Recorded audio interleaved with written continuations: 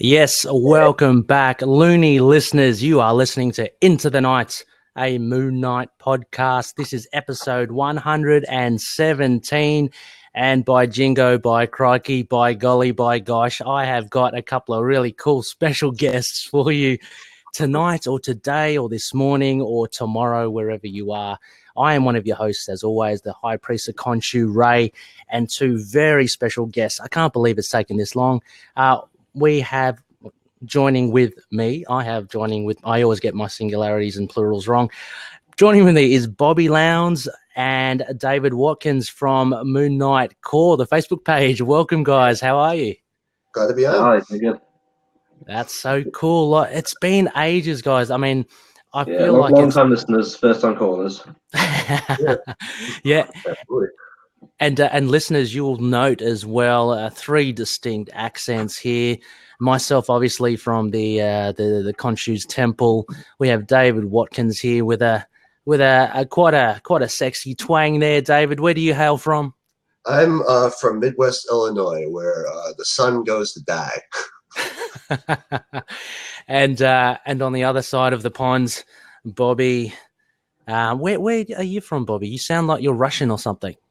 Afraid not. No, I'm fully English. I'm afraid. Based in the Midlands. Okay. So Yeah, nice. Midlands country. Okay. Yeah, Excellent. we're in like 3 different time zones, right? Like this is we like are. early morning for me. We are stuffing up the globe as we speak. This is awesome. But so glad to have you guys here. As mentioned, Looney listeners, you most likely know these guys for sure. Their Facebook page, Moon Knight Core, is massive. Every time I see it, David, like what, and Bobby, over 21,000, 22,000 likes and follows. Man, it just boggles the mind. And so always kind of sincerely, always kind of look up to you guys because we came in the game a little late. I mean, when did you guys start? When did that page kick off? I think we started after you guys. No. Really? I think we were. Was it September? It was September 2017. I want. Yeah, so we just broke the 2-year mark. Yeah, no, it was like right after I finished the Elmira run, and I was like, okay, I gotta make something out of this. And it was like far out. Okay, well, I mean, I don't want to. We'll get to that with them. I want to save, obviously, the information and the back history of Moon Knight Core in our spectacle. But really, really brilliant stuff. Thanks for coming on board. Now, Loonies, we have got a special. We've got a doozy for you. We are looking at an arc review. This is our Over the Moon segment. It is, I believe, a waxing gibbous. So Khonshu has decreed that we do an arc review, and I've chosen an obscure one. It's Marvel Comics Presents, Volume 1, issues 152 to 154. There, as usual, it's an anthology. There are a few stories in there, but there's a 3-parter Moon Knight serial in there, and we'll be looking at that a bit later on in the episode. But first off, guys, what we usually do, and look, even before I get into the white noise, the latest news, I want to find out what's on your reading list at the moment. Bobby, are you reading anything new or any of the classic runs? Not really. I don't tend to buy single issues. I tend to wait till things come out as trades. That's generally how I do things. Mm-hmm. I mean, picking up like Moon Knight stuff just to support Moon Knight because he's like a fairly niche character. But no, I'm just going through like. A friend let me the Tennessee Coates Black Panther. Sort of catching up with him. Are you liking that? Or I'm enjoying it. It's pretty good. It's because a lot of like, how does a king, is a king still relevant in like the modern world of Marvel 616? Because he's got like hereditary rulership, and his people are starting to sort of revolt against that. So it's quite interesting seeing him balance like the responsibilities he has with. Like, does he deserve this position? That's something quite interesting. Okay. I'm chipping away at Sandman, which is one of those ones that everyone should read. A first-time read or a reread? A reread? I read a fair amount of it as a kid. I'm trying to I've started again like from the beginning just to get stuff all caught up. Mm-hmm. Yeah, so I think about midway through it, and yeah, I'm enjoying it. I do like Neil Gaiman stuff, so it's been a good read. Oh, nice. Excellent. And how about you, David? Currently, as far as ongoing stuff right now, I've been loving a lot of the stuff Al Ewing's been doing, specifically Immortal Hulk. That's probably the best Marvel book I've read in years. Yep.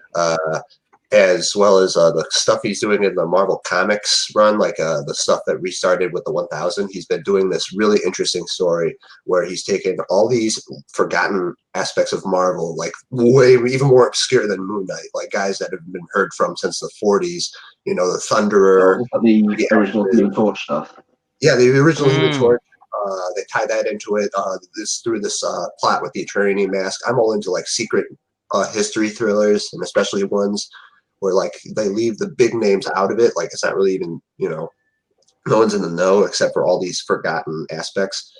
And as far as everything else goes, I haven't been reading too much of the older Moon Knight stuff, like rereading it, but I usually like to pick and choose stuff, and I like sometimes read through an entire issue, even if I'm just looking for like something to make a meme out of. Yeah. That's right. And yeah, your memes, you guys have been. Look, I think it's to the point where the Moon Knight memes are quite synonymous now with the Moon Knight following. I mean, you look at a lot of the loonies, and they're following suit as well. They're creating their own memes. There's this whole thing about ketamine and Dracula that you guys have, which I stole from Star Wars memes about Yoda. Right. Yeah, you got that like from the Yoda stuff, right? The ketamine thing. Yeah, I just that's actually like a one-off, but people really took to it, so I just kept doing it. Yeah. Well, it's taken off, Bobby. So. That's all right. Oh, sorry. Yeah. Go ahead. Oh no, I was about to say I should also mention as well, David Watkins. He is Moonman, so Looney listeners, you'd probably be familiar with him. And Bobby is Bushman. Fantastic names. I think those are, I mean, I usually like to allocate a bit of a nickname to anyone that comes on the show, but I think those are stellar. So let's run with those as well. Yeah, I think like when Dave first put it on the page, we sort of bounced around the idea of maybe sort of naming after like the different personalities like Jake Min, Mark, and something like that. I was like, what about Raoul Bushman? And we both had a cackle about that. Because you brought it up, and I was like, okay, we can't use anything else. That's got to be the one, or I'm going to be mad. Yeah. Well, look. Let's look. Okay. So Immortal Hulk, as you mentioned, David. That's brilliant. Al Ewing is absolutely brilliant. Amazing that you mentioned about the Human Torch as well, because I'm really enjoying the Invaders by Chip Zdarsky. Yeah, that's awesome. Yeah. Yeah, that's really, and I do. I'm partial towards Namor, just because I reckon he's a really cool. He's a good douche. He's a good asshole. Yeah. So. Effectively, the first time I ever read Namor was actually like one of those reprint issues. It was Avengers #4 or number 5 when Captain America first shows up, and Namor's in it. He's basically the villain. He's just an asshole the whole time. Like weirdly drawn to him. Yeah, me too as well. I mean, it makes him interesting. He's not just, cookie cutter. He's like one of the more morally upstanding guys in the Illuminati. Yes, and what I really liked about it, I mean, he stood up to also the Illuminati. That was about Hulk, right? But didn't he also, Hulk and other things? Because I think he could use them too for his like huge overarching Avengers thing. I think I haven't read all. I just know he was at Loggerheads with Black Panther a lot. So but the Immortal Hulk definitely a standout for this year. I think it came out this year. I think it came out. I've seen lots of pictures of it. It looks very good. So it's definitely on my to-read list. Yeah, body horror. Just the art. Joe Bennett is fantastic. You'd never imagine Hulk like that. You'd never imagine him being literally split apart when he transforms. Because he's not been a character I've been too interested in, like reading his comics. But the time seeing him Immortal Hulk looks really interesting. Oh yeah. Definitely. Just dip your toe in it, Bobby, in one or two of the issues. I'm sure you get drawn in straight away. I did. Yeah. Did you read the latest issue 24, by chance? Bob, me? I haven't. No, I've got it. It's just sitting there. I'm a little behind, as always. prepare. Just Really? like Oh, okay. the ending is like you won't know what to think of it for like a good hour. I swear. Awesome. Now, okay, Because I I'll keep seeing panels on the comic pages about context, but who I use as like a big draw for like what should I read now or what are they posting? yeah. And yeah, they've been quite a bit for Yeah, they're great. Yeah, bro. Yeah, but it's one of those ones. It bloody beat Batman as well, didn't it? As the top selling comic for 1 month or something, or a few And months. not just because Tom King's Batman sucks. Are you guys? Oh, hang on, sorry, yeah, that's just the one reference. So although this is a live simulcast, I should mention only one Batman reference is allowed, on here. Well, There'll be many bleeps. Yeah, we came in early there. But actually, that reminds me. So listeners, again, as well, this is a simulcast, so we are broadcasting over Twitter, Facebook, and YouTube as we speak. So if you happen to be awake, or whilst we are, look, you're talking about the UK, the US, and Australia here. You've got to be awake in between one of those time zones. No one's got excuses here. Yeah, exactly. Just drop us a line. We're up and running. So exciting stuff. It's all happening here at ITK. Anyway, so what have I been? Just quickly, I've been delving into a lot of classic Spider-Man, Amazing Spider-Man. Really, really fun stuff. Some of the older Daredevil as well. I like to. I don't know. I've always been a fan of Daredevil since about the late 80s, 90s onwards. Yeah. So just wanting to check out his back history. The Frank Miller and the Bendis stuff. Yeah. Oh, yeah. I've read the Frank that's Miller. why I slag the Bendis run of Moon Knight off so much. But I read it straight after the Daredevil run, expecting the same. And it's such a letdown in comparison. I am 100% like you as well. I read the Daredevil going into the Moon Knight one. Exactly. And bitterly disappointed. Although, guys, as well, I am rereading it now for our modern run review. And to be honest, knowing what it is and what to expect, I'm enjoying it a lot more now. So yeah, you go with low expectations. Light is a story, just not a like.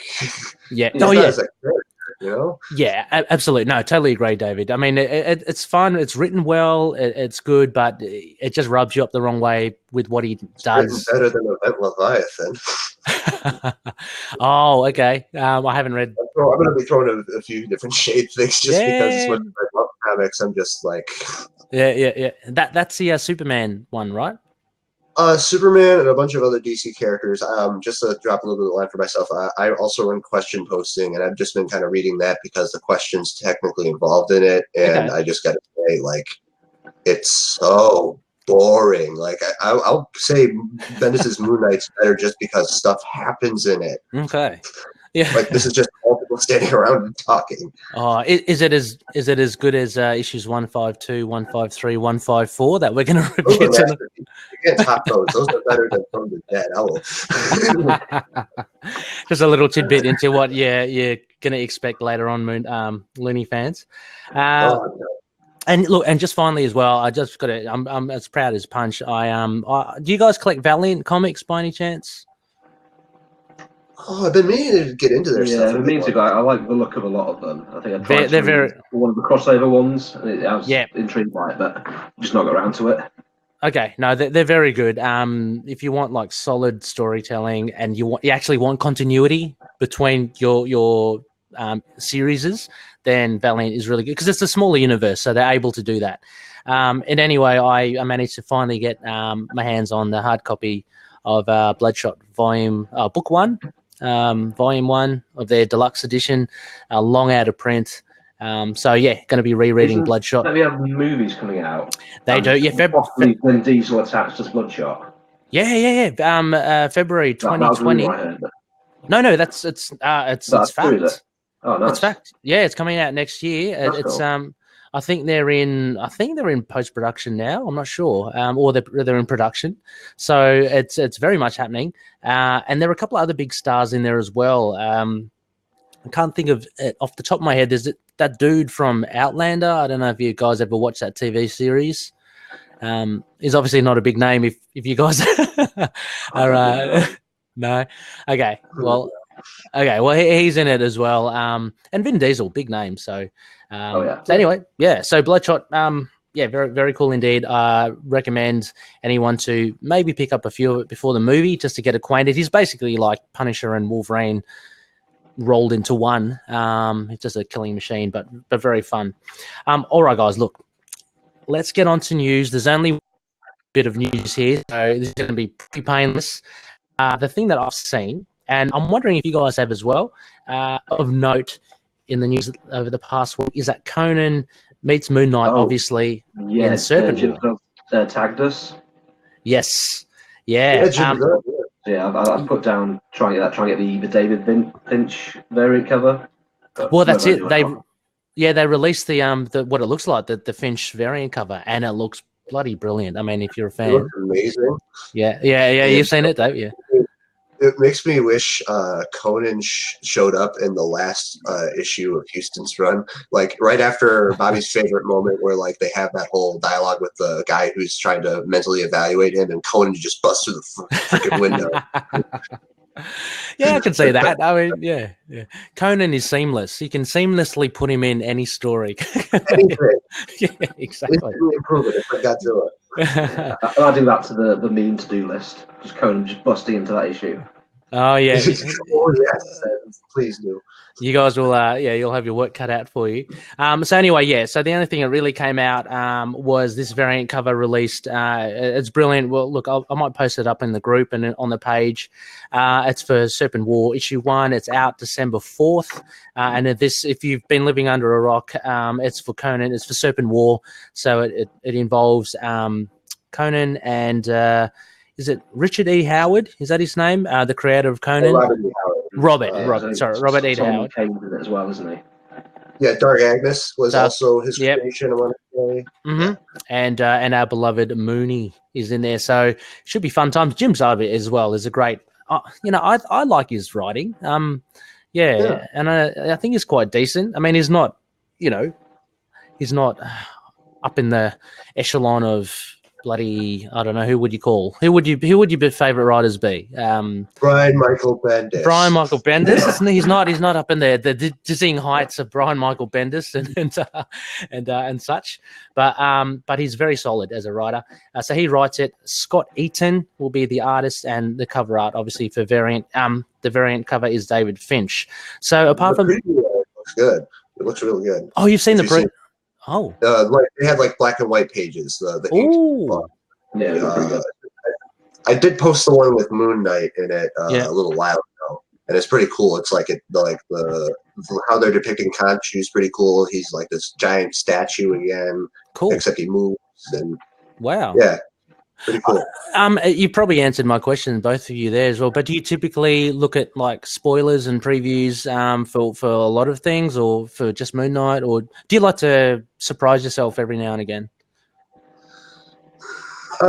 With Moon Knight stuff, sometimes I guess it depends on I'll look at something and I'll be like, oh well, I can make content out of this right away. I might as well just dive in. Or if it's just something, I should just enjoy this. This is supposed to be something to get into. Like with Marvel Comics Presents number 4, the Moon Knight story in that by Benjamin Percy and I'm gonna butcher this, Juan Ferreira.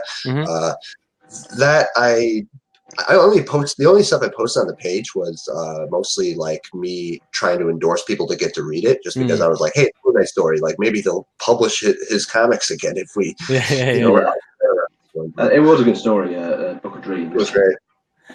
Yeah, it was good. I'm slightly. I feel slightly shameful. I gave it a mediocre review. We had it on the show. It's kind of anticlimactic because it's like only like a 10-page story, and it's not like the most revolutionary thing ever. But as a Mr. Knight story, I thoroughly enjoyed it. Yeah, I get it. Actually, I do get it. I mean, the essence. Percy actually captured the essence of Mr. Knight. And he did it actually with an economy of pages. Like you're talking about 10 pages, which is actually even a harder thing to do than to write a whole issue. So I guess I was just like disappointed, which is not their fault, in that basically I wanted more, basically, and it seemed like it wasn't a fulfilling story. But looking back on it now, it's I was going to read today. I'm enjoying split the 3 issues. If they let Book of Dreams be split, bit as well. Yeah. More cool story. Yeah, Hung Jury getting a lot of heat already. My God, Looney, you're gonna love it when we're gonna get into it. Look. Oh, have we cut our opening chat? We said it was crap. Is that still to come? Sorry. Are we cutting out the preamble we had at the beginning? Oh yeah, sorry, that wasn't recorded. When we were all swearing. Spoiler alert, it's rubbish. Yeah. We were all. I know we're all swearing. David was throwing furniture around. No, that didn't make. I didn't press record then. Sorry. So. Yeah, no, I had to quickly rearrange my room before. It was, yeah. Well, if you cut this this bit out as well. I'm a play artist now. As a result, hire me. It's look. If anything, Loonies, if we're getting you interested in what's to come, and that's a good thing. Okay, well, that's it for the news, really. The only other things are all these tiresome for me, repetitive articles on fan casting, Disney Plus stuff. Hey, yeah, you know how much I love those. I made a number of fake articles because I guess I'm just really fed up with celebrity journalism or entertainment journalism. But when it went to my neck of the woods in Moon Knight, I was like, "Oh, I'm calling this crap out. This is terrible." Yeah. Fans think this actor who's not been in anything for years is gonna be Moon Knight. I know. I think it's the cast of it. He's cast everything for a TV show. Sorry, what was that, Bobby, as well? I think I don't really have anyone in mind for Moon Knight himself, but some of his supporting cast I sort of had a bit to think about. Yeah. First about how I thought Robert Carlyle would be a really good Crawley. Yeah. Yeah, he would be awesome. He would. Once upon a time. Yeah. I was thinking possibly alongside but Steve Buscemi as the profile. I still see him as Hey? Just pencil on the little porn stash and you got him. Yeah. And some shades. Like Weasley is in Reservoir Dogs. Yeah. And a lot of his other roles. Yeah, that's a good one. How about for Marlene? Anything for Marlene? Not off the top of my head, I'm afraid. No. Emily Blunt, maybe? Yeah, she should be pretty cool, I think. Look, also... I think Sicario. Oh, okay. Right. Look, I haven't put it in the prompt sheet as well, but one of the high praise, Rebecca, she tweeted me, sent me a message. And I'm only going to put this one on here because there are endless fan casting bloody things out there. But someone posted Oliver Jackson Cohen as Moon Knight. I've been seeing that floating around on Twitter, actually. Yeah. Oh, yeah, yeah. What do you think? What do you think of him, David? Do you reckon he cuts a good Moon Knight? If I knew who he was, I would totally be on board. I'm pretty sure. Oh, if you can remember what he looks like, yeah. If I knew who he was, I mean, I've seen pictures of him. He looks the part. Yeah, he looks the part. Yeah. I don't see a whole lot of TV shows and movies, so with all these castings and stuff, I most times it's one ear in one ear out the other. I have no idea what they're even saying. Yeah. It's his name. I mean, but seriously though, you really.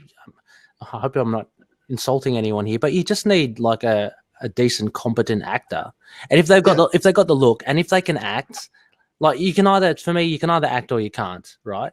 There are good actors out there, but if you can't act, then you're just absolutely terrible. You know what I mean? And it's quite obvious.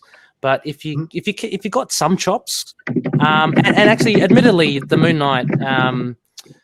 Knight role is a meaty one. I mean, you're going to have to play 4 characters or 5 characters. Yeah, I hear Ross Marquand get brought quite a bit. I think I'm pronouncing that right. Yeah. Dead. From Walking Dead, yep. Yeah, he'll be cool. Yeah, but I've not. I think I started watching Walking Dead around the time he appeared, not because he appeared, but. Oh, I was about to say that's not very endorsing of him.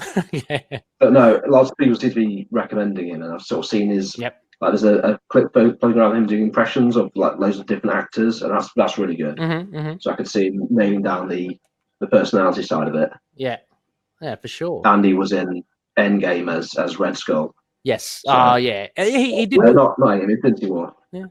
We didn't get Hugo Weaving back for those movies. No, that's Ross. Ross McClung. Yeah, wow. Okay. Yeah.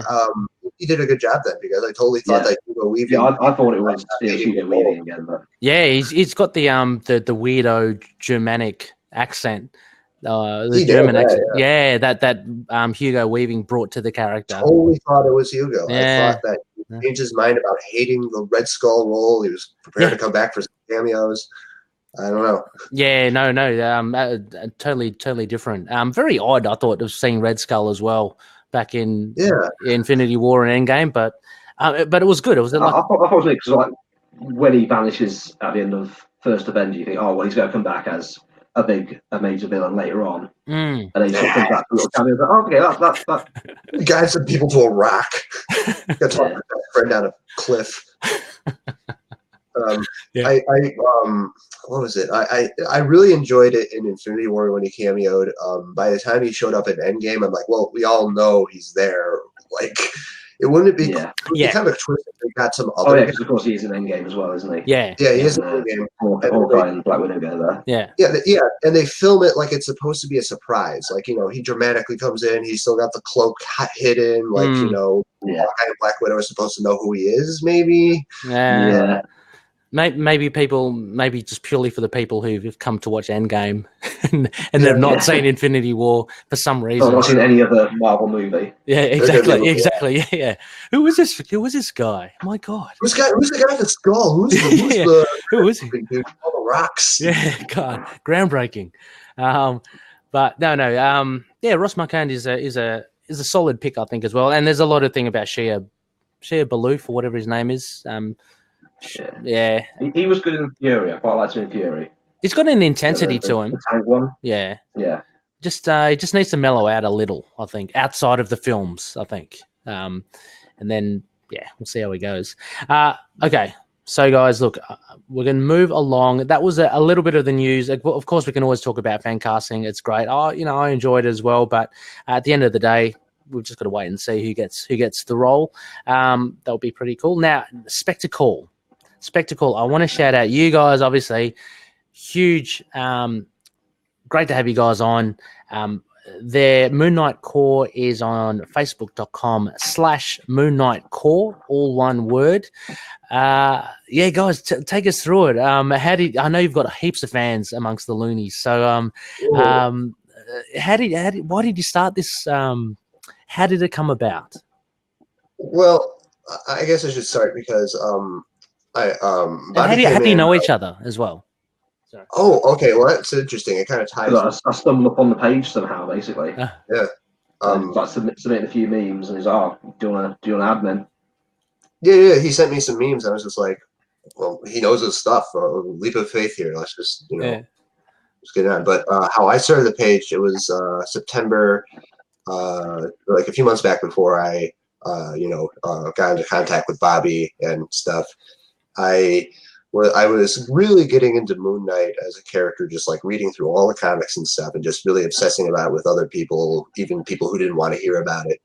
And I noticed that there's a lot of meme pages existing already for stuff that was obscure, but the communities for those pages would understand what they were talking about. So I figured, I'll just start a thing like that, but for Moon Knight. I'll even add a little core thing that all these other pages had at the time. Okay. That's where that comes from. And to me, it's actually kind of meaningless. I don't really even care. I actually thought you guys started the core thing, because then I saw all these other things, and I thought, oh wow, they're all following suit. Okay. Original core page was Kit Fisto core, the Star Wars page. Okay. And apparently, core doesn't mean anything. It's just something you thought sounded fun. Okay. Just got the end there, and all the other pages copied suit. Okay. It kind of sounds like we're all metal subgenres or something. Yeah, I thought it was like a music thing. Right. Yeah, metalcore, that sort of thing. I thought it was a play on. It doesn't really mean anything. Yeah, I thought it was a play on core, like CORPS. I didn't know what that was. Oh, that could be it too. Maybe that's what Kid Fisto was going for. I don't know. Yeah. So you guys, so Bobby flaunted his wares in front of you, David, and you found it. Yeah, no. Quite. He sent me a number of memes because at the time I was doing Max Bemis's run back when I was like a really big fan of it. It's all right. Back when you were a big fan, things have changed, haven't they? I mean, it's such a good start, and then it all sort of it goes a bit off the rails, doesn't it? It does. Yeah.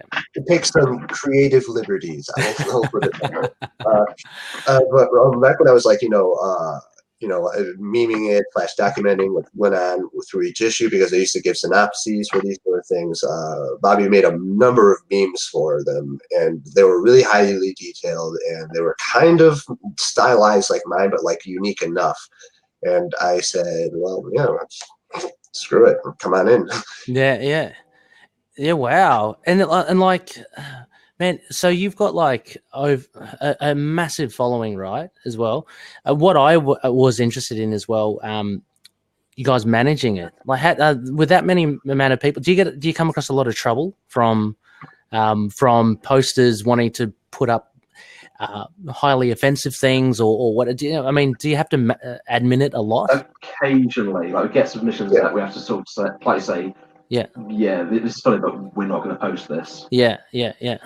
Right. Yeah, we like some people like send us stuff that's like, we'll get some winners for sure.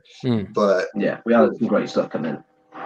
Yeah. So like, fans never stop sending stuff in, but at the same time, like it's kind of like if we look at something, we're not going to like criticize it or whatever, but we'll be like, okay, well, neither of us feel like posting this. So Oh, so it's all some like edgier content. We're like, we're not that sort of page. Yeah. So you put like they'll try like role playing with us with the page, like they'll pretend like we're Moon Knight or something, and I'm not about that either. That's terrible. So what was that, David? What they were trying to do? The role play, like role play. they'll like pretend that we're the fictional character that we talk about, and it's like, no, stop. And what? Stop. And they communicate with you as if they're Moon Knight. Is that it? They'll either pretend they're Moon Knight, or they'll pretend we're Moon Knight, or something like that. It doesn't happen too frequently, thank God. Well, it's weird. I mean, there's nothing wrong with role playing. Yeah, a lot of people do RPG things, I guess. Not kink shaming, not No. behind closed doors and all that. Yeah. Just don't do it in our DMs, please. That's hilarious. I didn't realize that they did that. It's kind of like the weird little things. Like that's what I've noticed. Admitting these pages is that usually just like the best attitude is to not give a shit, but also like kind of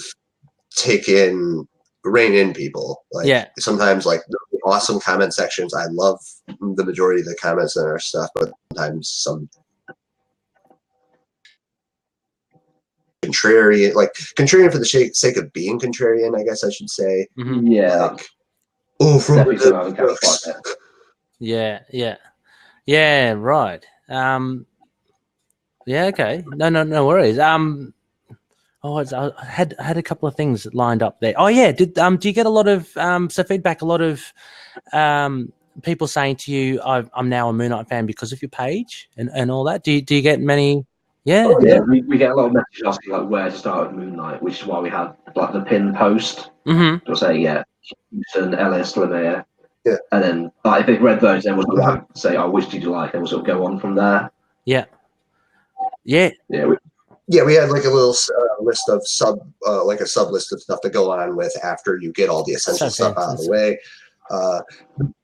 The people who message us saying that they're newer fans because of the page or they want to get into it, that's the most rewarding thing for me, because I didn't start to post silly pictures. I started to talk about Moon Knight, and get people into That's Moon so Knight. cool. Just, you are doing Conchu's work here, and for fear of sounding kind of semi role playing, as a high praise to Conchu. No, that's great. It's that's really cool. I mean, that's what we want to do as well. I mean, we want to share our fandom, and what we love about the community and you guys as well is that we're kind of not only boosting the profile of Moon Knight, but I'd love seeing people sending in, showing photos of their collections and stuff that you don't even know, see. Like there are, I don't know what hero clicks, these little figures, that there are all these odds, bits and bobs of Moon Knight stuff that you never knew existed, and people's those weird action figures that they put out years ago before the Marvel Legends line. Really, and there have been people that have been following this dude. I mean, I can't profess to have followed him since 1975. You know what I mean? I jumped on board. Yeah, what I like about those fans is that they're not too pushy about newcomers, showing up. Because we have quite some veterans who are fans of the page, and they're actually usually pretty informative about stuff. They're like, come in and talk about even the little Moon Knight runs that even me and Bobby have forgotten about or don't talk about that often. They'll remind us, oh, hey, these are this. And like, oh yeah, we'll go check it out. Maybe make some memes about it, read it for fun. And so you're talking about the more seasoned followers of your page, the veterans. I want to give a shout out. I think that's how I caught up with a big shout out to one of our favorite loonies, the power of Chad. Chad Jernigan. Oh, great. Oh, Chad, he's a blessing to our page. Yeah, he's great. I mean, because I didn't realize how prolific he was in your page as well. But he had followed your page avidly for a long time as well. And this came out, after chatting with him. I think when we had him on the show for the very first time. But I'd imagine if you get a lot of people like Chad on board, you've got a lot of really dedicated Moon Knight fans. It's a solid community, and Chad's one of the many people I love about it, and why I really enjoy doing it overall. Like when you were asking about the people I domain in and stuff, like the admin part of it, like that's the small stuff. We don't really do it that often. I made it sound like it's a constant thing. Most of the community interaction has been amazing. I love just going and talking shop with people about memes or comics or whatever. That stuff's awesome. Another thing that you guys probably would have promoted indirectly. I'm not sure if it is your bag, but I see a lot of loonies now creating their own memes. What I imagine taking a leaf out of your guys' books. So was that something that you were? I mean, look, I don't know. I've never really created a meme myself. I'm an old man, so I don't know. But I'll see a lot of some of the loonies creating their own memes as well. I mean, do a lot of people bounce out like? Do they come to you to ask about that side of things as well, or the technical side? Yeah, some of them. Like, we're always happy to sort of tell people like what programs they use, like give some like basic tips and that. But this, because when we started, it was just Moon Knight Core Jenny comic page, which I found like really bizarre. I was like, why are there no others? Yeah, which is a weird thing like now, given how many there are now. Yeah, it just exploded.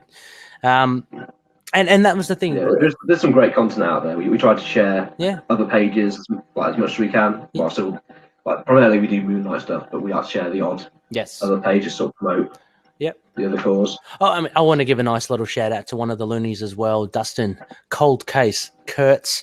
I think he admins the Jimmy Olsen core. So I don't know if you guys have seen that around. All to do, obviously. I'm very.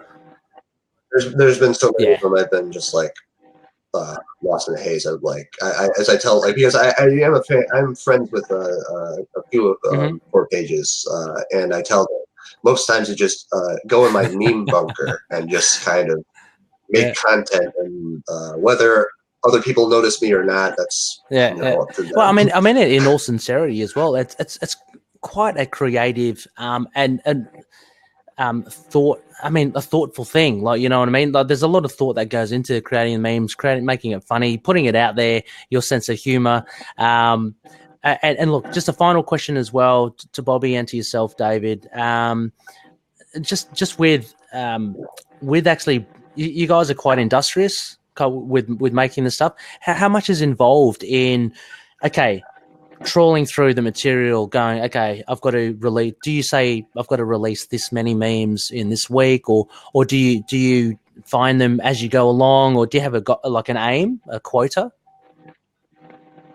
No, okay. No. Because you guys keep on churning. Like, I mean, it's quite regular, which is pretty cool. I think the biggest tip I give, if you want to be interested, is like a lot of meme pages. You'll see lots of ideas. Yeah. Also read a lot of comics. Yeah. So I can't let my other pages like Punisher Core and Constantine Core sort of lag a bit. But I know that one day I'll just go back and read a bunch of comics. I'll get so many ideas. Yeah. But I just be able to put up loads of memes. Yeah. I try to sort of focus on like one page at a time, really. Yeah. Not the best at multitasking. Yeah. So do you always have that in the back of your mind then when you're reading comics or Moon Knight comics? You always... It's it's hard to turn off at this point. Yeah. It's hard not to see a page and be like, oh, that would look really funny out of context. How can I? Yeah. Yeah, I kind of think like that too. It's kind of like it's Yep. instinctual for me now. If the comic Mm. features Moon Knight, I know it's something I can feature on the page, and then I look for something that's either really, really good, or like a panel that you can template or whatnot, or something that's terrible, and you can post that. Yeah. Look, I mean, for the benefit of loonies that don't have the video in front of them right now, I can vouch that David, behind him, there are millions of clippings behind him on the wall with red strings all tied intricately to one and the other. So no, only joking. No, you guys. Sorry, what was that? Those are my scribes. No, but these are all my effects back here. No, but you guys do a great job with it. You keep the Moon Knight flame alive. It is very much alive and well on the internet. With the TV show coming up, I've got to mention that. I mean, we did do a bit of fan casting opinions, but what did you guys think of this this upcoming TV show? That's going to boost things massively for Moon Knight. I gotta say, like, when the show was first announced, our page blew the hell up. I'm pretty sure people who had never even heard of our page messaged us. They were just, this show's happening. This show's happening. Robbie and I both posted about it. Like, I had to clarify that it wasn't a hoax because I can't pretend there's been a show or movie coming for quite a while. No. Yeah, well, I mean, it happened. It happened with us as well. I mean, with the ITK community. I mean, we started getting requests thick and fast as well, and so that's been very encouraging. But any expectations for the show, guys? Any trepidations about seeing Moon Knight finally? I imagine all the feedback Marvel received has been make it like Daredevil, and I hope that's what they do. You hope that's make what? It like the Netflix show. Oh, you hope they do something. I imagine that is the feedback they've received. Mm-hmm. That's what everyone online is saying. Is make it like Daredevil, make it like Punisher. Yeah. And if they do that, I think it'll be a success.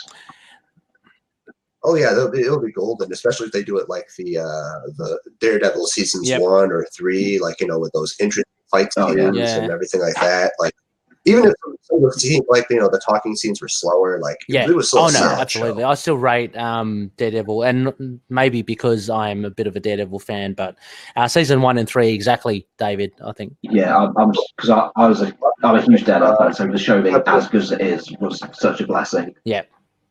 I feel like they've taken so many aspects from the comics. I mean, it was fair. Like, something's like scene for scene, shot for shot. And that's so satisfying for the comic book fans. Like it's a bit of a nod to us. So especially with the Born Again stuff. I noticed like with the taxi going off. That was pure. Exactly. That's right.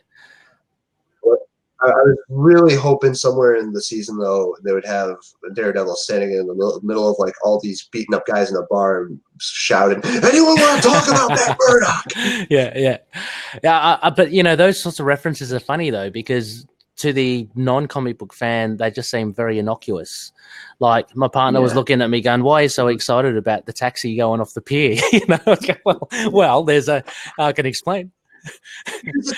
Like you see, because some of his villains are in it. You see their costumes like in the background or something. Yes. Like Gladiator, Stiltman. Owlsley. You see both of their quite cheesy costumes just like in the background because you can't have them front and center. Catch that? Not. Yeah, you didn't catch that, David. You didn't Gladiator. Oh yeah. Stiltman, too, so I should have. But even Gladiator, he had I think in season 3 he showed off his Kevlar, right, with the colors under his. Yeah, and you see like flinging saw blades around. Yeah. I mean that sort of stuff is gold. So, So, any trip? Okay. Of course. Show. Sorry. Just like Bobby and I both encountered this a lot in feedback. I guess why our fans think it'll be. A lot of people are really convinced Disney is going to turn it into a family-friendly thing. Now, I don't know where they get this idea, but the thing about Disney is that they like making money, and thing is they probably know no one's going to see, like, because like from outside the Moon Knight community, people are like, oh, who the hell is this guy? And you gotta sell that. You're not gonna sell a family friendly Moon Knight. No one's gonna be interested in that. So yeah.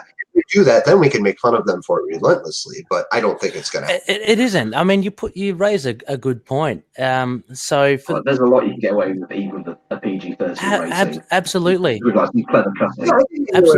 Absolutely. But look, Dark Knight is a 12 MP, which I assume is PG-13 in the States. Yeah. But you got people like people's face and stuff. Yeah. Get away with it. So. No, totally agree. I mean, like, if you take away, if it's becoming family friendly, as you say, David, as well, you may as well create another character from scratch, you know, and so there's a huge risk then. Like for me, looking at it like as a business model, that would be a huge risk. What you do, the whole thing with Moon Knight, it's got a bit of a following, a small one, albeit, but it's a following. There is a back history to him, so you'd have to play to that. And regardless, exactly as you say, Bobby, regardless of it being PG-13 or R, look, I think the whole R thing is rubbish. This thing has just come in lately. Ever since the breakthrough of Deadpool and Logan, now people are saying, "Oh, it should be R. It should be R." No, we survived very well without, up until this point. Isn't Blade pre-R? Like you could make terrible rated R. Absolutely. It's not. It's not a golden ticket. Like, it's not a golden ticket to success. And if everyone is so adamant to see Bushman's face being cut off, well, you can just watch the next live stream when I do it. Or just say, why don't you just read the comic itself, and enjoy that again, because I love rereading the Houston run over and over. It never gets boring. For me. So, way too intense. Yeah, exactly. So anyway, guys, before we move on anyway, and we'll recount this towards the end of the show, Moon Knight Core. So guys, apart from the facebook.com/Moon Knight Core, is there any other way that guys people can contact you about it? I think we tried to branch onto Twitter a while ago. But having two people on the same account was an issue for some reason. So. Okay. Yeah, they're not fans of having just administrators on pages, I guess. Over at Twitter. A lot of people are messaging saying, get a Twitter page, so that might be something we try and find a workaround for later. But for now, it's just Facebook. Well, you may not even need a Twitter page when you get another 20,000 people following you. So there's I don't think you guys are sure. Makes its way to Twitter, so we don't have to. They're doing our job for us. Word of mouth, word of fingers on keyboards. That's great. Well, unless there's anything else you guys wanted to just talk about the TV show, or he's in the. Wanted to ask you this. You brought up Daredevil. Have you been keeping up with the Darcy's Daredevil? Again, I'm about one issue behind, but absolutely. Yeah, you're fine. Yeah, it's great. Chip Zdarsky at the moment is hitting it out of the park for me. He's my pick for next Moon Knight writer. If I were to pick someone out of Marvel's crew, I would pick him. A lot of people are Donny Cates fans. I mean, I like Donny Cates. I don't think he gets Moon Knight. Not Damnation. No. Chip Zdarsky though. Damnation. So what was that, Bobby? Did he?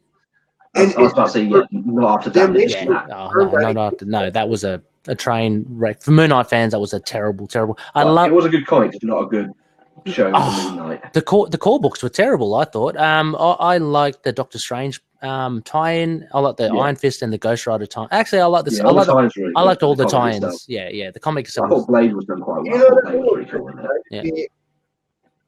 That whole event reminded me of something that was done a few years back.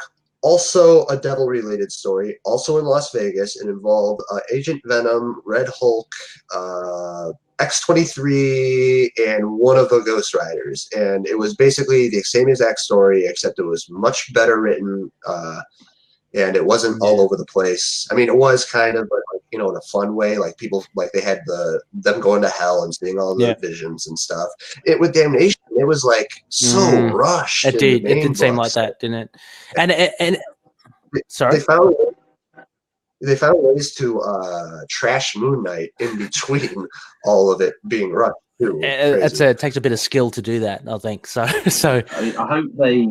Because they sort of tease at the end of them being like a proper Midnight Suns team. Yes. Like, oh, here's all the guys you need to recruit. I hope they pick that up. Well, and get Greg Smallwood on art. Well, the good thing is Smallwood is brilliant. But they have actually kept that thread with Mephisto being in Las Vegas. So good point, Bobby. I'm hoping they do, because that went nowhere after that ending of Damnation. I'd love to see that happen, albeit it was missing Iron Fist, but you know, small point. But yeah, I mean, they've got Mephisto now currently in the, it was referenced in the latest Ghost Rider #1 by Brisson, who I wanted to say, Brisson for me, I would love to see do Moon Knight.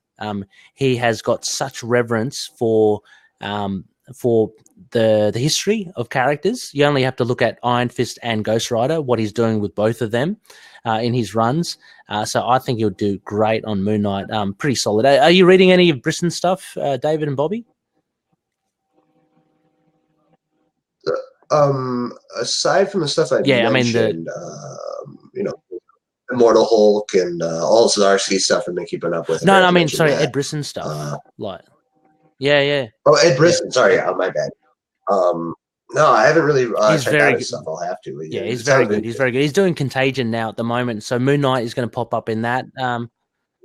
It's good. It's really good horror, a mishmash of horror and street level characters. So we'll be covering the Moon Knight issue 4, and I just want to give a little shout out. Our fellow collective members, Sons of the Dragon, Immortal Iron Fist podcast, they're most likely doing issues 1, 2, 3, and 5.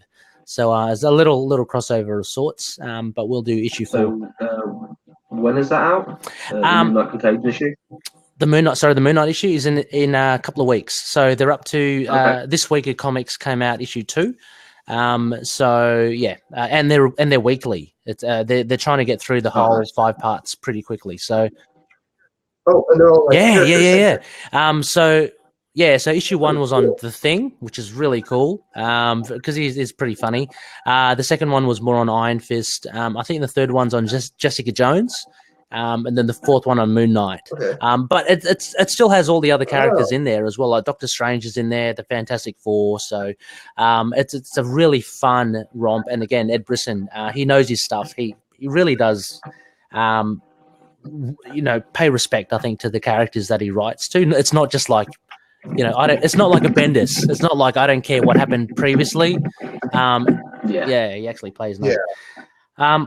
Okay, well, anyway, why don't we, if you guys are ready, if you're ready, why don't we take a quick break, guys, and we'll be right back, Looney listeners, with our review of the Over the Moon, our arc review of Hung Jury. It's a Moon Knight tale from Marvel Comics Presents 152 to 154. So a couple of messages, and we'll be right back. All right, listeners, you have the privilege. This all will be edited. Ads will be put in. So while I'm here, might as well just say the collective guys, have a go at the other collective members' podcasts.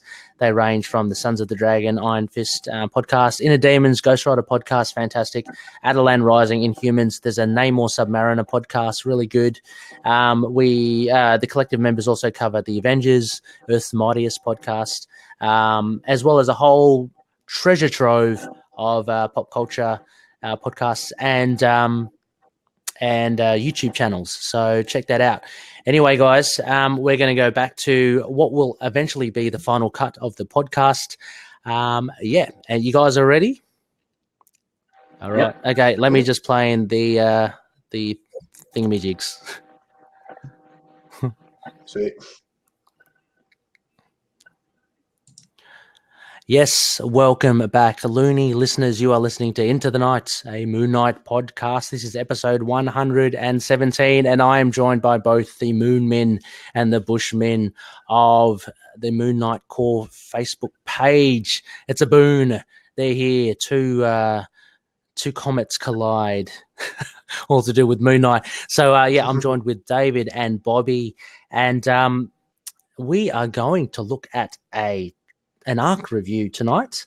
It is from the pages of Marvel Comics Presents Volume 1, and it is 3 issues 152 to 154, and we'll be looking at the Moon Knight story. So obviously Marvel Comics Presents is an anthology.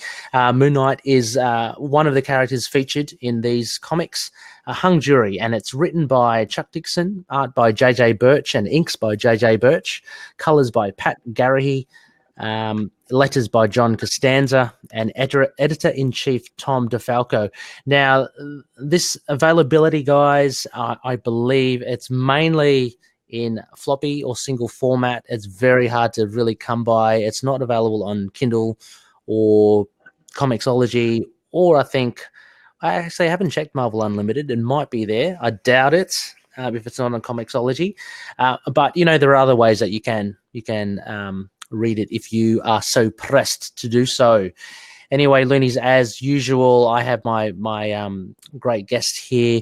We will usually go through our synopsis. I think lovingly read here by David Watkins. I know you're looking forward to it, Dave. Yep, right.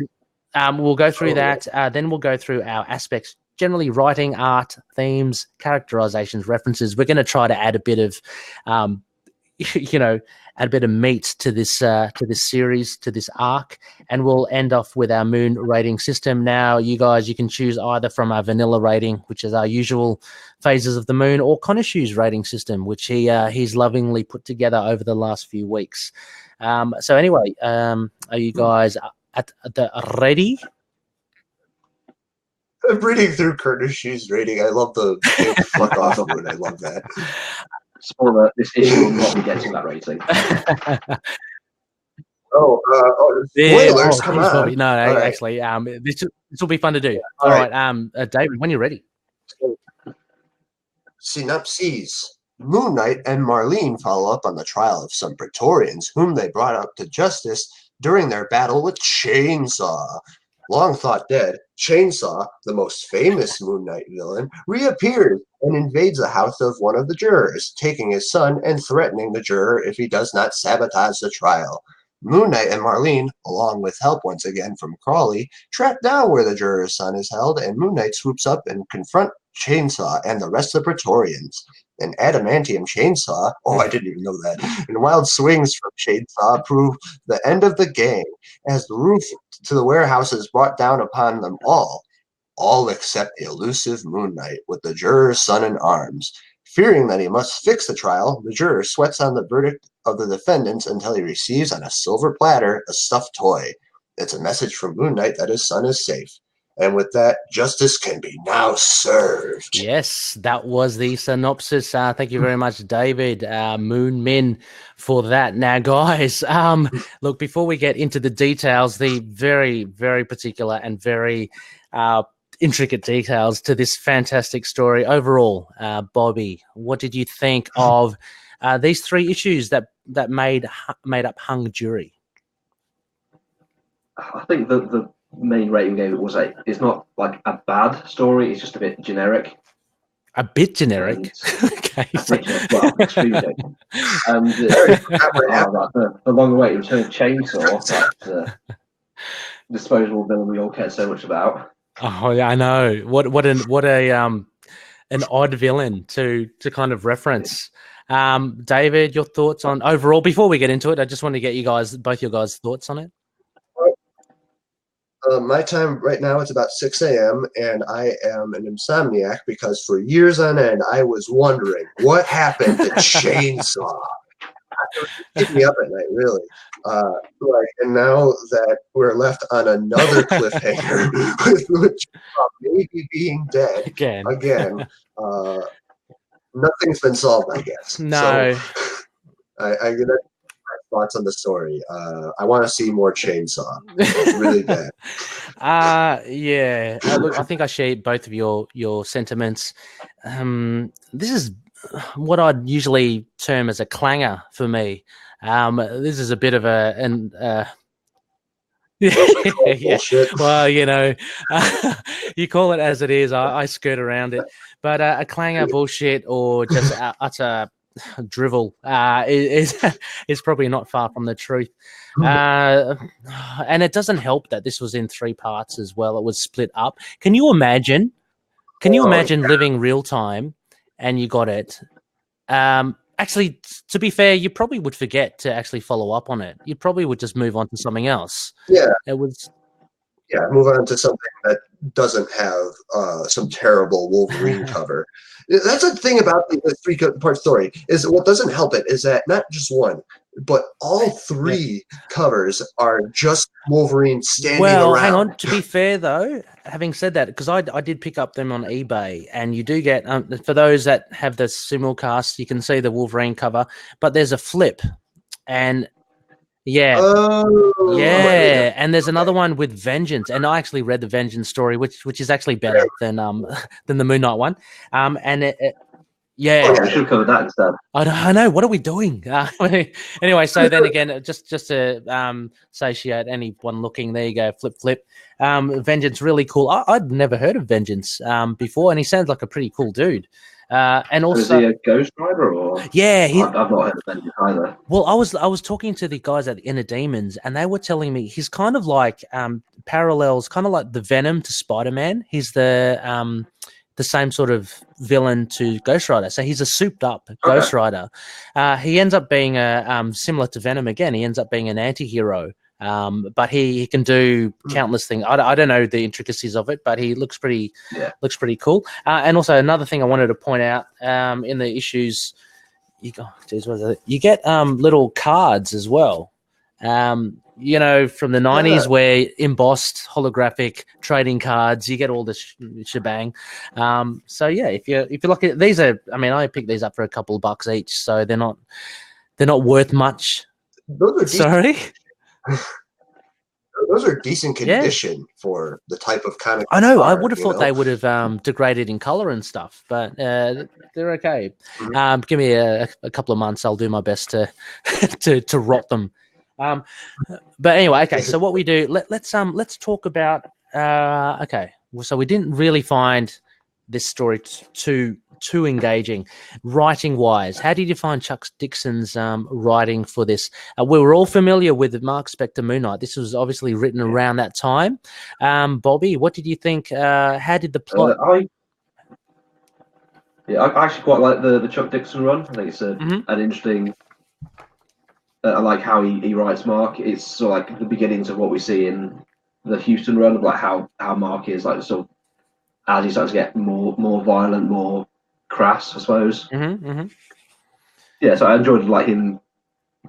Like he sort of smacks talk Chainsaw a bit in the 3rd issue. Like he's threatening a kid. What kind of badass are you? That sort of thing. Like even he doesn't take Chainsaw seriously. Yeah, and I think the problem with this whole hung jury thing is that the characters don't really give much for the writers to write about. I mean, reading this, Chuck he's obviously got a grasp of Mark Spector, Marlene, and Crawley, and they all feature in it, and they're they sound pretty much like how they should sound. When you get the likes of Chainsaw and the Praetorians, we're talking trope city here. We're talking friggin' just thugs. They're throwaway villains. They're throwaway. Yeah, there's nothing to them. There's an opportunity there, like what Chuck wanted to do, and what I did read was that this. I think, as you mentioned off air, Bobby, these 3 parts actually make up one issue. It was due to deadlining problems that it wasn't released, so they actually just threw it into the Marvel Comics Presents as 3 parts. But this was going to be an issue of Mark Spector Moon Knight. And it was going to be shortly after issue 23, which was where Chainsaw was on. So it was a nice aftermath. But I think it would have like broken the flow a bit, because that's quite a fast-paced story. It's like him, because they just like to give some context to Chainsaw. His whole thing is Mark Spector's been arrested for crimes during his mercenary days. Yes, and he's sort of like trying to clear his name a bit, and he's sort of going after information to sort of find the real culprit. Yeah, and his sort of search leads into Praetorians and Chainsaw. Yeah, and it's not even Mark who injures Chainsaw. Like, he smacks with his nunchucks a bit, but he gets shot by Bo something, like Mark's sort of mercenary rival, and he books it, and it's like Chainsaw's a throwaway on even then. Yeah, like he's just he there is. just to be a sort of temporary roadblock. Yeah.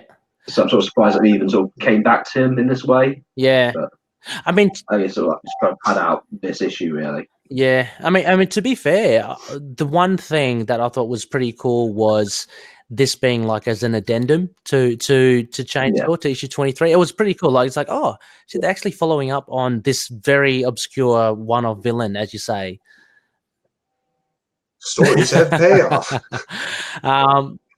Yeah, so that was the one shining thing for me. It was like, oh, okay, it's a pretty cool idea, but the story was meh. It was written okay, but the characters didn't lend. I mean, even the judge at the beginning was really tropey. You know, I'll hold you for contempt in court. The gavel down on the guy's hand, like judges don't that's do a character. that. Security. Yeah, that's a caricature, isn't it? It's not real. It's all very hammed up. So yeah, Really so that was a bit. And the juror as well. We don't know much about the. He's obviously there as a. I mean, his role there is obvious. He's part of the jury. Yeah. But he's a throwaway as well. They needed someone. They could have picked anyone. Yeah.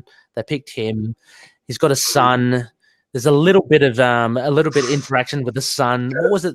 What was the Well, that's just motivation for anybody. Enough, a memorable character. I know. Give him the son. Motivate. Boom. My biggest issue with the story is that we never found out whether or not the jury is indeed hung. Well, that could very much well be a sex tape or a porn tape, which would work really well for this Moon Knight. Look out for Marvel Comics Presents number 155. Yeah. So the writing, I don't know. It was competent, but Chuck really didn't have much to work with. No. What did you think? Yeah. I mean, yeah. That's my thing is that Dixon, because I also like the Mark Spector Moon Knight stuff, especially like that crossover with Punisher and Spider-Man. Yeah. That was a pretty good one. But he just has nothing to do here. Like, oh, it's Moon Knight doing a standard Moon Knight thing. This easily could have been just a B story in the back of one of the original 1980s stories, like Dennis O'Neil would sometimes do. Except that it sucks. So. Yeah, you're right. I mean, Mark really doesn't have much to do. He just he puts on the suit and then off he goes. And this is cool that I do like how Dixon writes Marlene. Like, she doesn't take nearly as much shit as previous takes on the character do. But at the same time, it kind of felt like she could have gone out and done this adventure on her own because she was the one motivating everything going on. Like, she was like, "Oh, Moon Knight, go and do this thing. Go and do that thing. Oh, you're an idiot." That would be an interesting story. Yeah. I mean, it's like Marlene getting to the paper. Yeah, but Marlene's one of the. I thought the way that she was written was really good as well. If it were to bounce to characterization, I think, because she's the one actually telling Mark to, have a think about what you're doing first. Actually strategize before just jumping in. So she again seems like the smarter one and the one that, in this instance, she doesn't save his bacon, but she has in the past. It was a nice role, I think, for Marlene. Character-wise, Crawley, did you find him? Was he unerringly the same old Crawley? He seemed pretty much stock standard to me. Yeah, it's always good to see Crawley doing his thing. Sorry, he didn't really do much. No. He didn't really do much, like everybody else. Yeah, exactly. One of my favorite depictions of Crawley was in the Vengeance of the Moon Knight, where he actually gets hit on the head and he becomes. Gets hit by a skateboard, doesn't he? Yeah. My favorite story, that whole comic, was that little side story where Crawley gets hit on the head and he finally talks like his demeanor, like his appearance would lead you to believe what he should sound like, but Yeah, like, and he gets hit in the head with the Yeah. skateboard again. Yeah, I mean, you can't do that kind of thing all the time with Crawley, but I'm glad that Hurwitz did that in that. It was just a little something different for Crawley because he's always obviously the over articulate, you know. But I love his tea bag as well. I like these little touches that Mensch gave him. But he. And I like how he used to references Yeah. all that too. Like, you know, you see Crawley Yes. with the flies and the tea bag. Like Yeah. that, and that I'm thinking more and more. I'd really love to see Robert Carlyle, as you mentioned, as Crawley. I think he'd be absolutely perfect for the role. I hope writers bring him back because, like, we saw him in the Lemire run, but that was more so a dream sequence. Yeah. If the big thing I'm hoping really in the future is Crawley comes back, and he remembers the Lemire run. Yeah, like, he references it like it's in his head. yeah. Crawley's the only one who sort of knows what's going on in the issue because he's taken so much LSD in the past. Yes. So it'd be really cool if he remembers what happened. So it's not just a thing in Mark's head. I think that'd be really interesting. Have I misremembered? You guys have read the Moon Knight annual, right? Wasn't Crawley in that? Yeah. Was he? No. No, I don't think so. Oh, okay, he wasn't. Okay. I thought he was. I thought because maybe I was just dreaming it, but I thought sort of like random cultists, random moon cultists. I think. Oh, okay. I don't think any of his side characters are in it. I think it's just him and Okonchu. Right. And the other Moon Knights. Yeah, he should have. Now, what should have happened was he should have gone to an alternate reality where Crawley. Oh my god, that would be cool. Yeah, with the flies. Yeah. Yeah, with the flies. Crescent tea bags. It's a tea bag. Yeah. He took crescent darts and used tea bags. Yeah. I have this burning feeling or memory that Crawley did appear post Lemire talking about like linking. Oh god, maybe it wasn't. I mean, the Moon Knight hasn't. I don't think he's shown up since. I think Lemire was last week to be seen. Okay. Yeah, I do know. I think you might because in the story itself, Crawley there's this bit in the middle of it where all those different artists came in, and Mark's mind is kind of fragmented. When Crawley is in Jake's mind, he remembers everything that went to the asylum, and that was that's probably might be what I'm thinking of. Yeah, right. And he's really cryptic. Yeah, Jake. During that. Yeah, look, I'd love to see. Yeah, I mean, like Bemis is what he brought Frenchie back and he brought Marlene back. I want Morpheus back as well.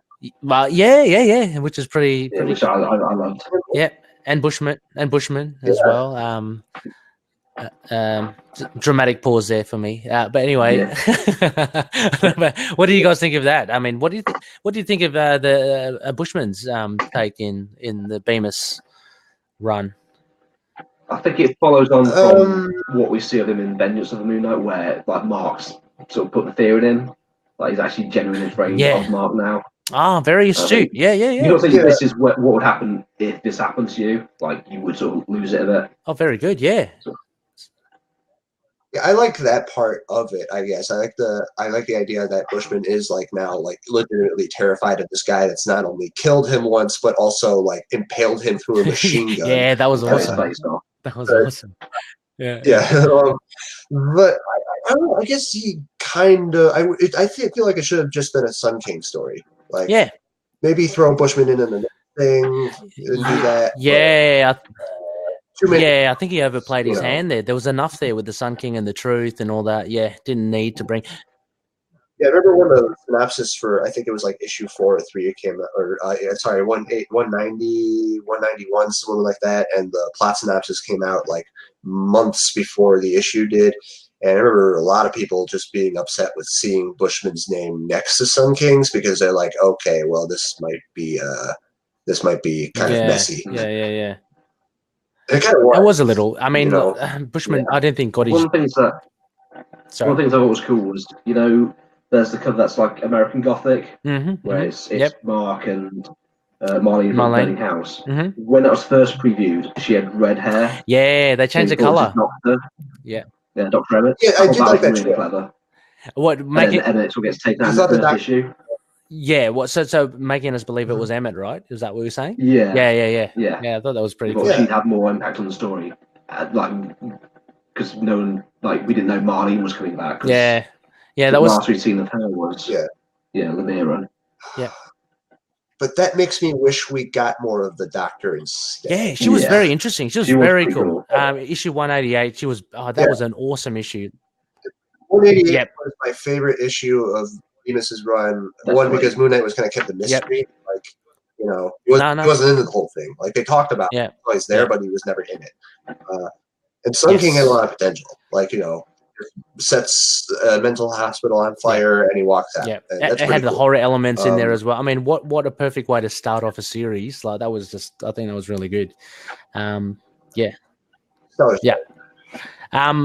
Look, we are veering a little away from. I know that you know this magnum opus that is 1/5 Hung Jury. Yeah, we gotta stay focused on hung jury, guys. We can't talk about trash like Lemire. No. Let's stick to the gospel, which is which actually leads me to art, to JJ Birch's art. Now, what did you guys think of this art? Oh no! I mean, horses for courses. I guess everyone's got. I mean, I'm sure there are people that are big fans of it. I'm sensing that you aren't.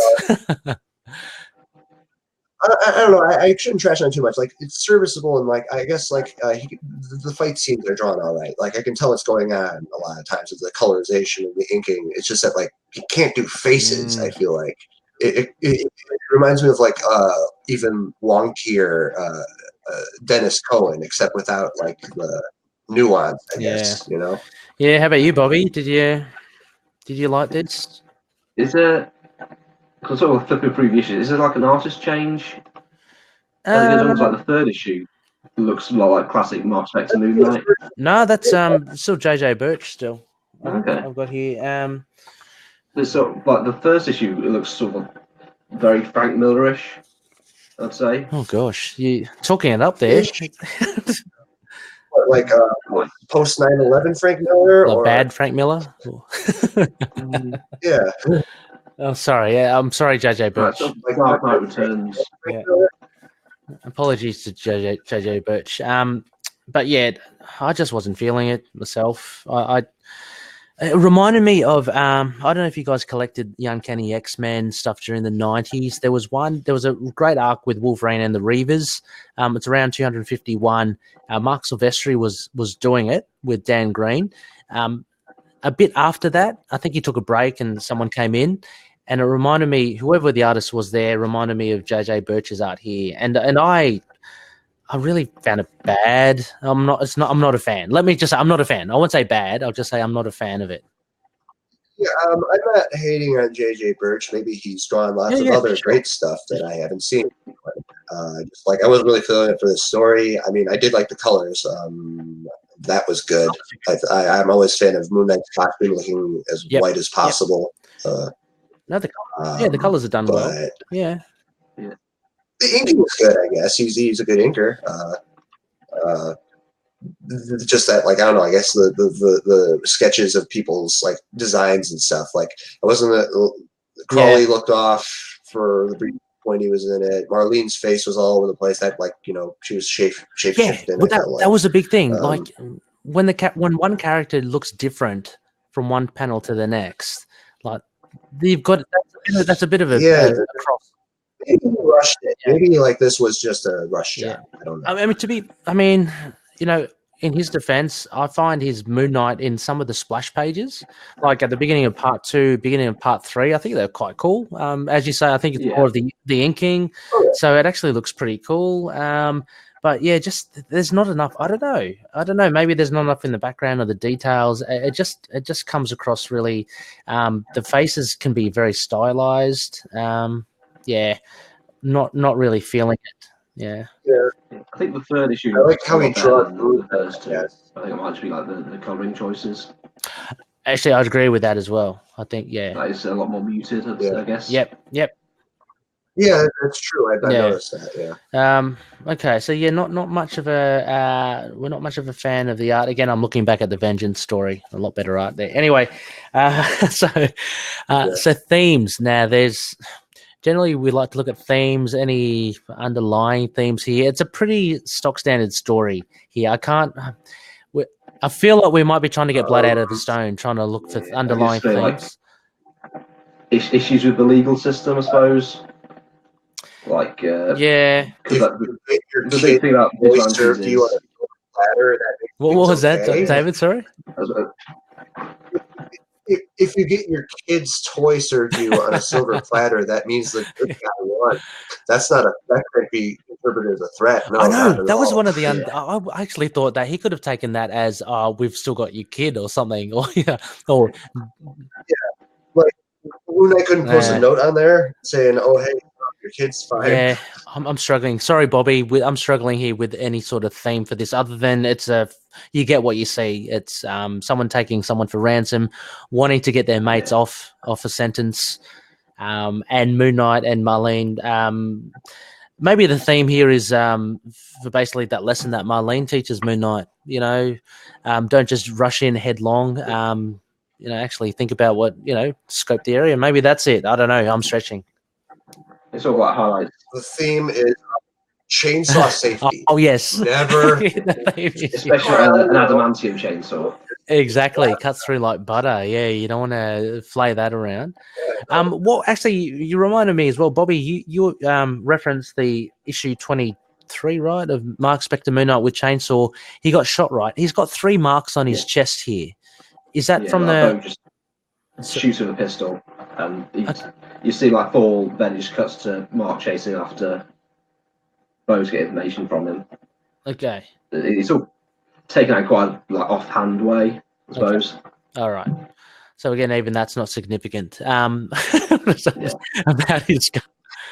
No, we're not. We're not. I can't wait. That issue does have the cool moment of like chainsaw charging at Mark on a motorbike with a chainsaw, and Mark just like leaping straight at him and just twatting him with his nunchucks. Oh yeah, of the Marks, the 23. Mark being badass. Yeah. Like no self-preservation instinct. Yeah.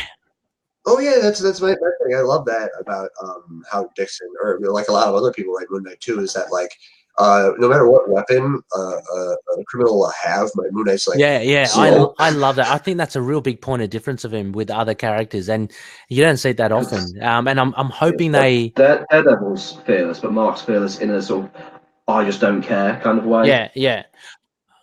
It's not so much courage. It's like he just has no self-preservation. Yeah.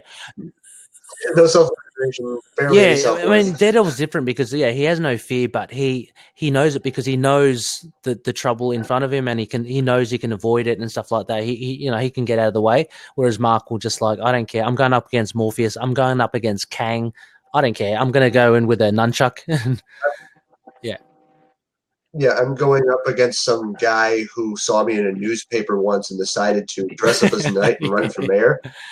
Shout out Moon Knight 25, my favorite issue of. Nice. I miss the nunchucks. I hope they make a return. Nunchucks nunchucks are good. They are in the they are in the video game. They are in Ultimate Alliance 3. He's got his bow staff that turns into nunchucks. That's a nice little one. That's nice. I like the sword that he has in Bemis's run against the Collective. Oh, the belt sword. Yeah, that's pretty cool. It reminds me of like Pacific Rim with like the sword that pops out and kind of like fashions. Like we've seen him use swords before, but this is the first way he's had one that he could conceivably carry around with him. Yeah. So it's like invented to fight Deadpool with. It's like, well, where's he keeping this? Yeah, absolutely. And you want to see more of that as well, because if anyone looks at the Marvel Handbook, the guide to the Marvel Universe, Moon Knight apparently is proficient and a master at all forms of that's how like Munch introduces it, isn't it? He's like he's a mercenary. He knows every martial art. He's got every weapon, and that's a way to explain why he's able to go from a gunman to a guy who throws crescent darts around. Yeah, proficiency. Exactly, and agreed. And he's a boxer. He's a pretty tough unit. Something I would do with him, if I would just give him all of his weapons and showcase him a bit more. Like, it might seem a bit gimmicky, but like I kind of feel like fans would want to see him with the swords and with him with those Oh, yeah. knuckle Oh, the dusters. cestus, the Yeah. spike knuckles. Yeah. Get those in Yeah. there. The nunchucks. I kind of scripted this when I was back in college, but I had no artist attached to it. I scripted a Moon Knight scene where I don't know why, but I felt like making a Moon Knight story where he shows up and fights Judas Traveler from the Spider-Man Clone Saga, because I wanted to see Judas Traveler be like, "Ooh, look how special I am!" and Moon Knight just punch him right in the fucking face. Yeah. Like, I wanted to do nunchucks with that. I scripted it so that he takes like he gets out of his limo and all the goons are just looking at him. They're not attacking him or anything. They're just looking at him. Moon Knight looks at them. He goes to his trunk, grabs the nunchucks, and then just goes at it. Haymakers just everywhere. goes at it. Yeah. No. Yep.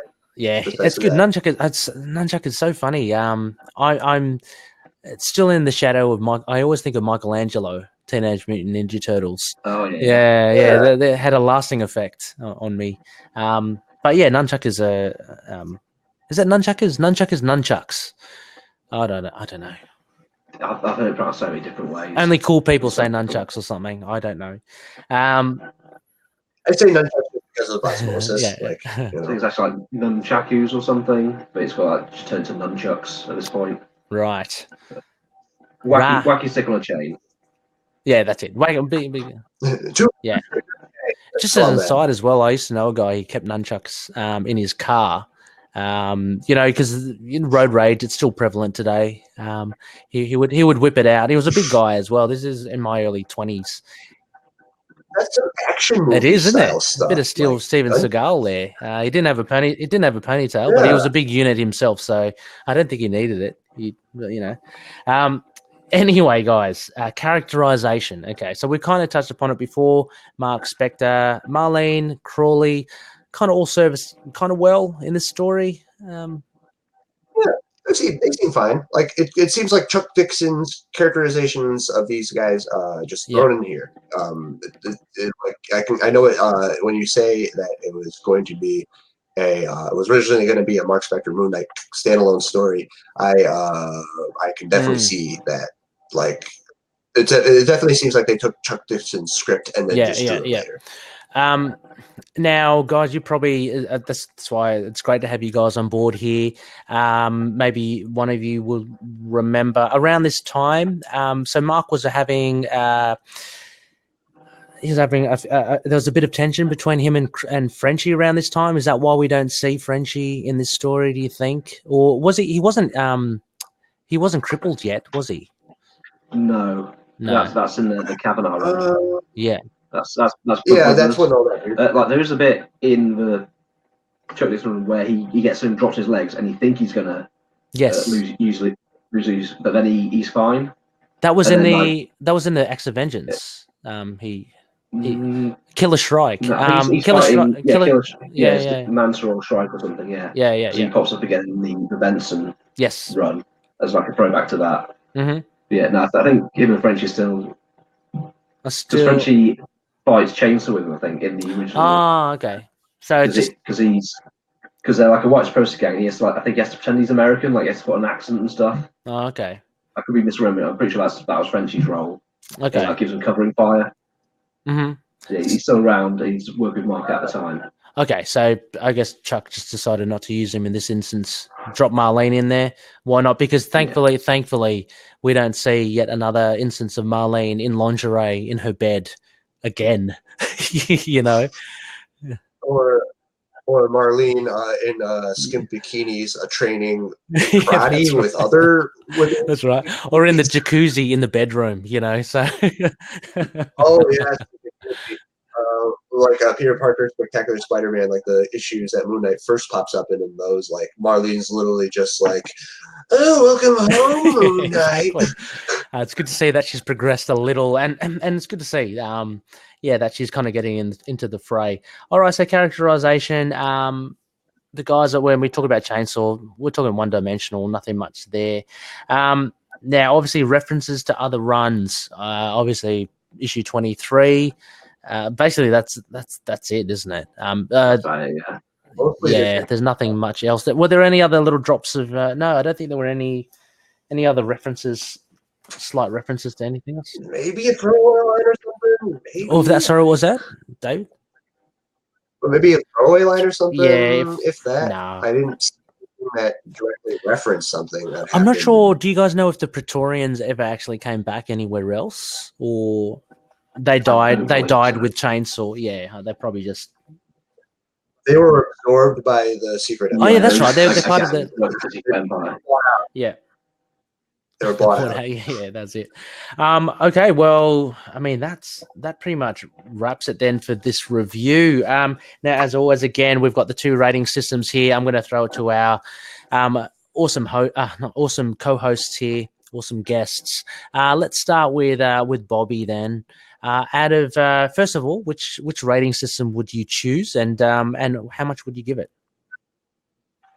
I'm going to give it a 3 out of 10. Which, using the Konoshu rating system, would make it the DreamWorks logo moon. Actually, a bit of a Prom of the Moon. Just 'cause I didn't think it was bad, just a bit generic. So 3 out of 10. I've just got to write this for the annals. So 3 out of 10 for you. David, is similar thoughts then? Let me slightly amend that. I'll let's see, just to keep things different, I will go with the vanilla rating, and I'll do Waxing Crescent. Just get it slightly higher than. Let's let me put. I'll put down 3.5 then, just to call things even. Sure. Wow. So this Loonies. Here we go. You're getting it straight from the sources here. Look, yeah, Bobby, I would agree with you. It would maybe a 3.5. Actually, so somewhere I'll go for Konoshu's rating, somewhere between a DreamWorks logo moon and a telephone moon. Thank you, Konoshu, whatever that hell that means. 3.5. I think I bumped it up half a mark. I was going to give it 3 as well. It just I don't know, to justify that. A 5 out of 10 is a hard pass. Like, that's enough to get through. This, I'm never gonna revisit this again. If that makes any. I'm already forgetting what happened. Okay, I'll slightly amend it. I give it 3.5 out of 10, but I give it 10 chainsaws out of 10. How many? In hopes that chainsaw. Okay, so you're giving some. You want Chainsaw back? Don't.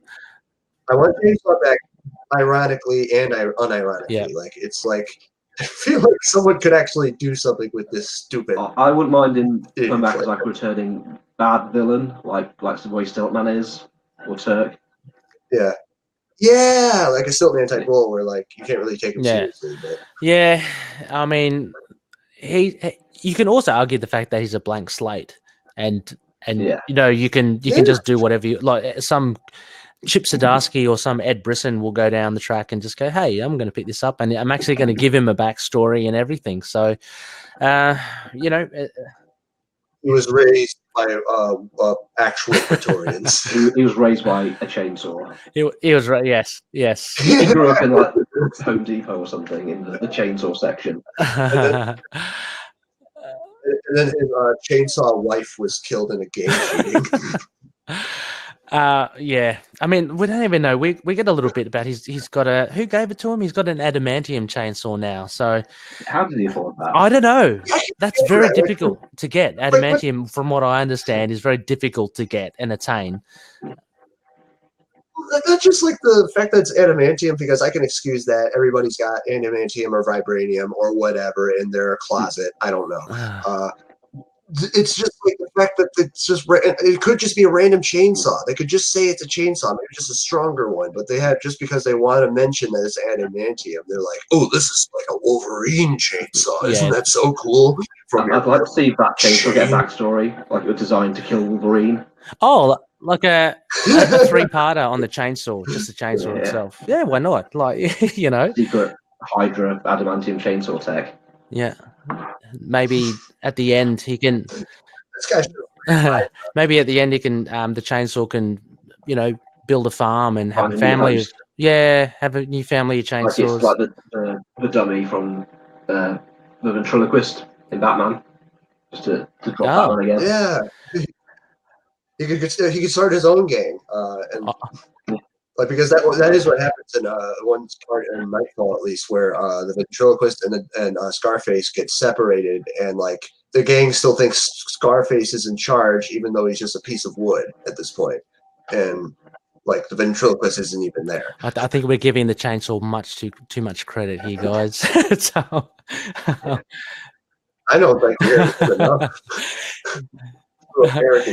Look, I'm just having a quick look, and surprise, look at so Looney feedback, any Mooney missives. Unfortunately, no responses. I think everyone either. I'd like to imagine. If only you got better guests on the show.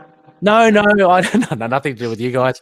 I think either they could not obtain a copy themselves, or they were just flummoxed by just the stellar story that it was. So no feedback there, Loonies. We always love hearing from you. So but anyway, I hope that David, Bobby, and myself have given you a flavour of what Hung Jury is all about. If you do find our comments interesting and enticing, you can always check up eBay or your LCS. I know in the US, David, you guys have bargain bins and stuff where you get them for like $0.25 and stuff, which is just, oh man, if only that. Yeah, you gotta go digging in some bins if you want to find this sort of stuff. Like, and even then, it's not a guarantee. Like, over at my local comic shop, we have maybe 5 individual Moon Knight issues, and most of them are from Spectre Moon Knight and the Kavanaugh stuff specifically. But yeah. And the rest of it are trades. Wow, and that's how you. And even harder still, I imagine, when the as the TV show approaches. So yeah, it might be easier actually because for comic shops, I guess that not to get the old stuff, I suppose, but at least like there will be a lot more, maybe a lot more trades available because even at my comic shop there aren't that many of those. So coming out, maybe like there'll be more of an uptick in that. Maybe we might see some copies of the bottom. Oh, that'd be good. Yeah. A lot of people say they can't get hold of that. That's sorry, what was that? Pretty hard one to track down these days. The bottom, apparently, pretty hard one to track down these days. Yeah. Let's get mine on eBay. Yeah, and Vengeance of the Moon Knight's pretty hard, isn't it, as well? Oh, really? Is it? No, I mean it's hard over here. I don't know about. I thought it was difficult to get. No, it's a little bit easier, at least for me. Like I have more online spots for that. Like the bottom's a bit harder to track down if I want it physically, but Vengeance, good trade. Wow, that's awesome. I mean, like, oh man, I wish. Yeah, I mean, I've got the trades, which I find apparently are very hard to get, at least here. But the issues are hard to come by, and they're pretty expensive on eBay. So, so anyway, Loonies, that was the review, guys. Thank you so much for coming onto the show. It's been a long time coming, 117 episodes, but I'm glad that you guys are on. You guys are titans of promoting Moon Knight out there. So it's just great to actually finally catch you, like, and put a face to a name. Albeit, Bobby, you look like you're stuck in a snowstorm somewhere. That's my face. Oh, is it? Awesome. It is. It's a real big. I'm actually an AI. Oh, it's an okay. Well, it's a real. He's good at rolling snap face. It was a real big close up of your pupil or something. No, thank you again. And guys, so where can people find you then online, and where can they find you to learn more about Moon Knight? I just recommend basically just looking at the Moon Knight Core Facebook page, facebook.com/Moon Knight Core. Because most of the other stuff I do is Moon Knight oriented, but this stuff is kind of like that's all I can say as far as like websites we got. Like we have our pin post at the top of the page. I will say for newcomers, if you want to look for specific places to read Moon Knight, Bobby and I listed down what comics we feel you should start with / get into later. So if you want to do that, perfect way to springboard into Moon Knight for any listeners out there who are new to Moon Knight and are keen to find out more about him before the TV show drops. Absolutely, as David said, check out their page, check out their pin post as well at the top, and that should get you off and running. Added to that as well, check out Hung Jury. It's just fantastic. Also as well, so next phase, Loonies, we have another Isla Ra sessions. If you look into the moon, into the sky next week, it will be a Waning Gibbous and Khonshu Decrees that we do in Isla Ra sessions. And I'll have a special guest, John Doc Harrison from TV Podcast Industries. I'm a big fan of TV Podcast Industries. Guys, do you listen to many podcasts, incidentally? My brother and me, I sometimes go with, but in general, you guys, not every episode, but I do. I can. Other than that, I'm typically not much of a podcast. No worries. And Bobby as well, yourself? Occasionally, it's generally like if I'm doing something else, I put like a podcast on the background, like I'm playing video games and like trying to get a trophy that doesn't really need much thought to it. Like I'm just grinding something. I'll stick a background on. Macaulay Culkin has a podcast, I should say. I've been listening. Buddy Years. Macaulay Culkin, did you say? Yeah, Buddy Years. Yeah, I listened to the episode recently that had Red Letter Media. Okay. That was really fun. Cool. Yeah. So. Oh, excellent. Okay, well, I'll put that in the show notes, Loonies. You can check it out if you're so interested as well. I do love the TV Podcast Industries podcast. They were previously the Defenders TV podcast.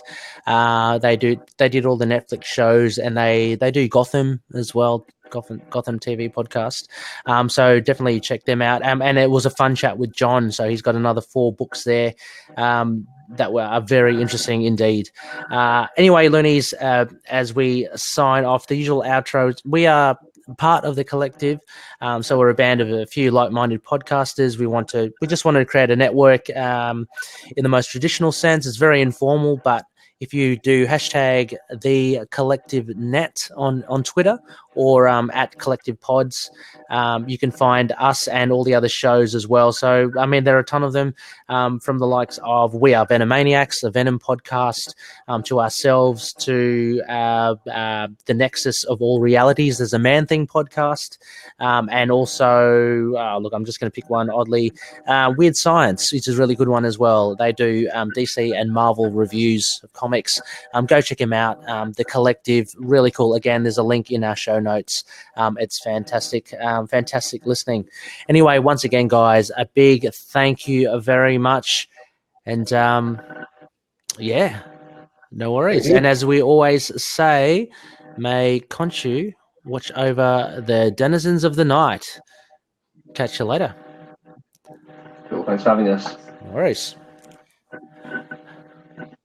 Right. Cool. Lovely. Great. Sweet. Fantastic, man. That was a really cool chat. Thanks so much for staying up so late early there, David, as well. And thanks, Bobby, for coming in. It's that's great. So we're off live already. I might this will probably come out in podcast form by the end of the weekend, I think. So if you can, what I forgot to mention anyway, we are still recording. This is a bit of behind the scenes on the simulcast, at least not in the podcast. But guys, man, a huge thank you. You mentioned you drop us a shout out every so often on the Moon Knight Corp fan page, and every time I see it and it's done in a meme, it makes me laugh, and I'm very grateful for it. So thanks, guys. It's a really I'm currently trying to put together a Hung Jury meme. Yeah. Do it. It's we'll have to do that. Watch the space. It's our pleasure because Into the Night cool kind of I consider it like a great community hub because you guys join the actual discussions and and the actual like let's share our collections and fan art and all that.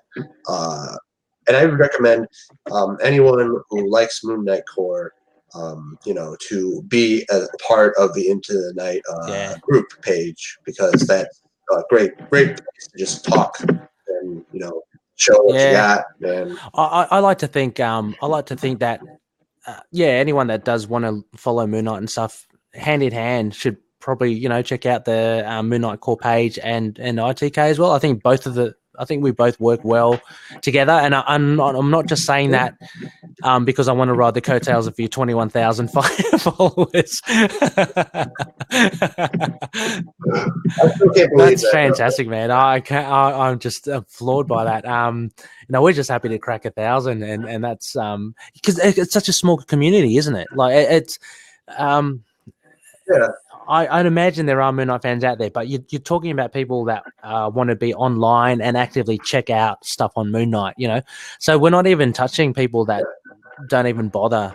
Online, but it is a small community. But no, cheers, guys. It's really good. I hope you enjoyed yourselves, and also as well, I was trying to keep close to my chest, delving further into asking just about you guys yourselves, because I'm hoping maybe one day again have you on, either together or separately, for just like a chat in general, maybe an Isla Ra if you guys are keen on.